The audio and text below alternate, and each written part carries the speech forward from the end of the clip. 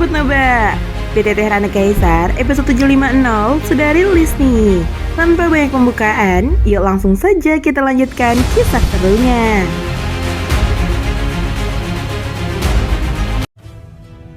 Di episode sebelumnya, Xiaoyan diliputi kegelisahan karena Sensi telah menghadapi invasi Taishu, sementara ia terhalang untuk segera kembali. Meski percaya pada perlindungan Nanfu, ia khawatir apakah para ahli Sensi benar-benar mampu bersatu.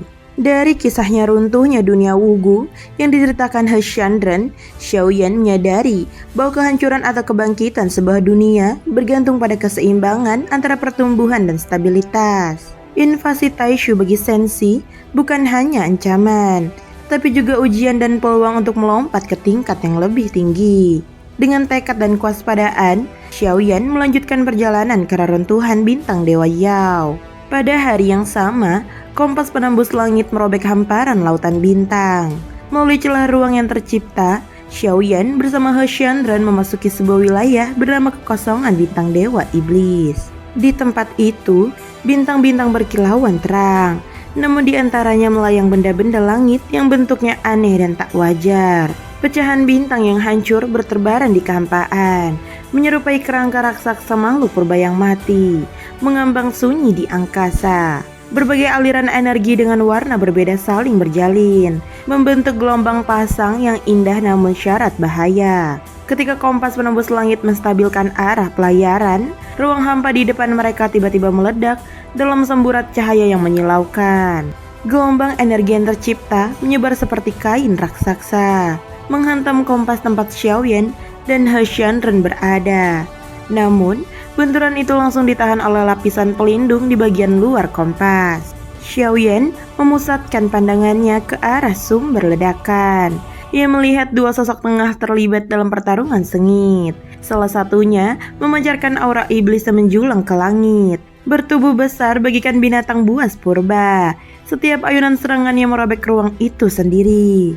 Lawannya mengenakan jubah ketat, memancarkan kewibawaan dingin, dan mengayunkan pedang panjang berkilau emas yang bertabrakan langsung dengan serangan sang makhluk iblis. Setiap benturan di antara mereka memicu badai energi dahsyat. Jelaslah bahwa keduanya merupakan pakar tingkat keabadian kaisar. Kekuatan mereka sangat mengerikan meskipun belum mencapai tingkat keabadian dewa. Namun tiba-tiba, sebuah suara berat dan penuh wibawa menggema di seluruh kehampaan bintang. Wilayah inti kekosongan bintang Dewa Iblis melarang segala bentuk pertarungan pribadi. Apakah kalian berdua tidak memahami aturan ini? Jangan salahkan kami bila harus bertindak tanpa belas kasihan.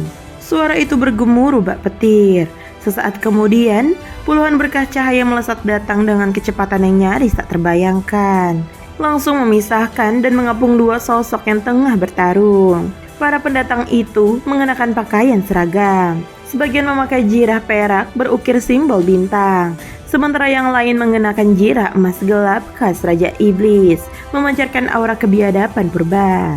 Gerakan mereka terkoordinasi dengan sempurna. Energi satu sama lain yang saling berhubungan, membentuk formasi pengekang yang sangat kuat.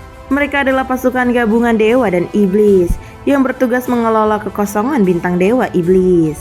Hanya dengan kerjasama dua ras inilah wilayah tersebut dapat dijaga tanpa keberpihakan. Meskipun pemimpin pasukan itu hanya seorang keabadian kaisar, jelas bahwa di balik layar terdapat keabadian dewa yang mengawasi segalanya. Setelah ditegur oleh pasukan gabungan, pertarungan pun terpaksa dihentikan.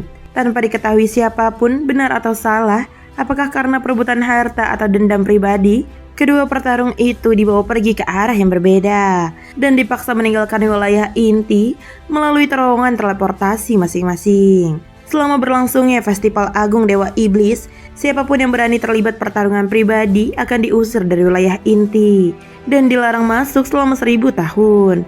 Pelanggaran ulang akan dihukum mati di tempat. Suara dingin sang pemimpin pasukan terdengar tanpa ruang untuk sanggahan. Setelah menyelesaikan urusan itu, pasukan gabungan hendak pergi ketika pandangan sang pemimpin tiba-tiba tertuju pada kompas langit yang sempat terkena dampak. Matanya menyapu tiga sosok yang duduk bersila di atasnya. Tatapannya melewati Xiaoyan, lalu berhenti pada Yao Nantian, sebelum akhirnya tertuju pada He Xianren. Tubuh sang pemimpin pasukan langsung bergetar ringan. Ia segera memberi hormat dengan sikap penuh respek. Senior Yonantian, Senior Hashandran, mohon maaf atas insiden barusan. Apakah kami telah mengganggu perjalanan Anda berdua? Jelas bahwa ia mengenal kedua tokoh tersebut. Terhadap Xiaoyan, ia tidak menunjukkan perhatian khusus, namun juga tidak meremehkannya. Seseorang yang dapat duduk di kompas yang sama jelas bukan figur biasa. Atas kedatangan langsung Senior Hashandran, segera kawal kedua dewa agung menuju zona lelang tingkat tinggi. Perintah sang pemimpin dengan tegas. Beberapa sosok langsung melesat keluar, membentuk pengawalan di sekitar kompas dan memimpin jalan. Xiaoyan tidak merasa heran dengan reputasi Hashandran yang telah menjelajahi ribuan dunia dan kedalaman pengaruhnya. Penghormatan seperti ini terasa wajar. Tak lama kemudian, mereka menembus sebuah cincin raksasa yang tersusun dari pecahan bintang. Pemandangan di hadapan mereka tiba-tiba terbuka lebar. Sebuah bintang unik muncul di depan mata, seolah terbentuk dari 4 bintang yang disatukan berputar perlahan. Seluruh permukaannya dipenuhi bangunan megah dan mewah yang membentang tanpa akhir. Cahaya beraneka warna berkelip di mana-mana, menandakan betapa ramainya tempat tersebut. Disinilah hampir seluruh benda langka dari dunia langit barat dapat diperdagangkan. Meski sebagian besar tidak terlalu berguna, sesekali dapat ditemukan harta berharga yang luar biasa. Balai lelang Festival Agung Dewa Iblis dibangun di kehampaan di tengah keempat bintang itu, menembus setiap bagian.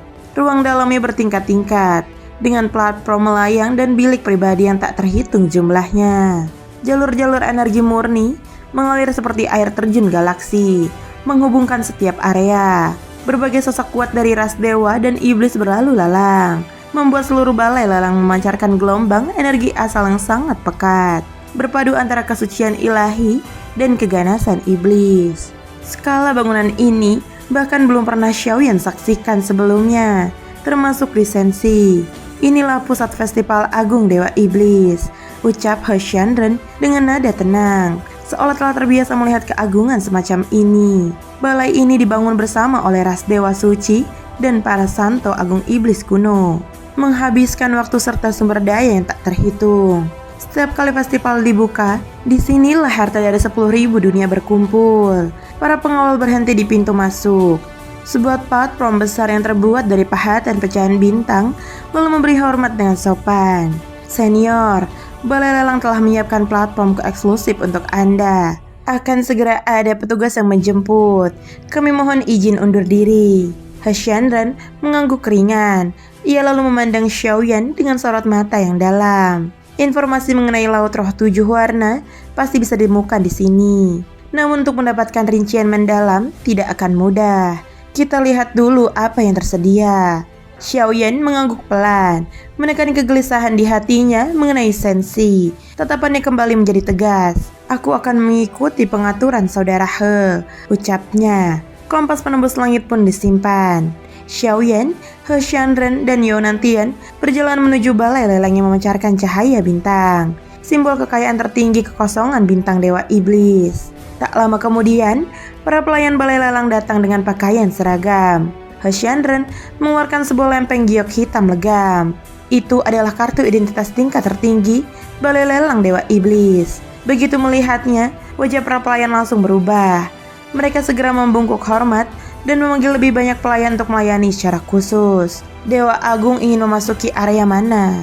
Balai lelang terlalu luas untuk mengadakan semua pelelangan sekaligus. Kami membaginya menjadi beberapa zona, senjata, pil, teknik, serta berbagai barang langka lainnya. Tanya salah seorang pelayan dengan sikap sangat hormat. Atur agar aku dapat melihat seluruh pelelangan. Aku perlu menyimak semuanya, ucap Hashandran.